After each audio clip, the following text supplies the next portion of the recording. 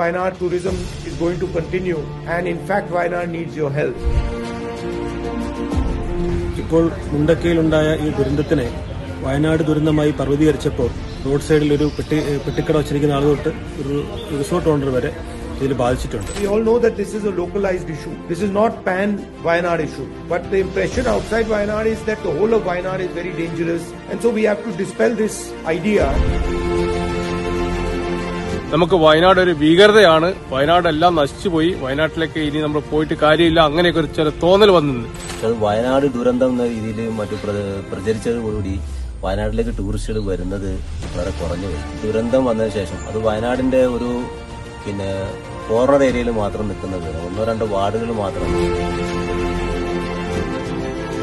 കെട്ടിടത്തിന് വാടക കൊടുക്കണം, ഇതെല്ലാം ഈ കച്ചവടം കൊണ്ടാണ് നടന്നുകൊണ്ടിരുന്നത്. അതിപ്പോ നിലച്ചിരിക്കുകയാണ്. വയനാടൊക്കെ ഒരു ഒറ്റപ്പെട്ട പോലെയാണ്, പുറമേ നിന്നൊന്നും ഒറ്റ ടൂറിസ്റ്റുകളും വരുന്നില്ല. അപ്പോൾ തീർച്ചയായിട്ടും ടൂറിസം മേഖല ഇല്ലെങ്കിൽ വയനാട് ഇല്ല എന്ന് തന്നെ പറയേണ്ടി വരും. We should take some action on tourism. We have to make people feel that Wayanad is a very safe place and tourism is not affected by this issue. നമ്മൾ കൂടെ നിൽക്കുക, നമ്മൾ ചേർത്ത് പിടിക്കുക, നമ്മളെ ഈ ദുരന്തത്തിൽ നിന്ന് കരകയറാൻ, ഈ സ്വർഗീയ ഭൂമിയെ ആസ്വദിക്കുക, നിങ്ങളുടെ സാന്നിധ്യം കൊണ്ട് നമ്മളെ രക്ഷപ്പെടുത്തുക.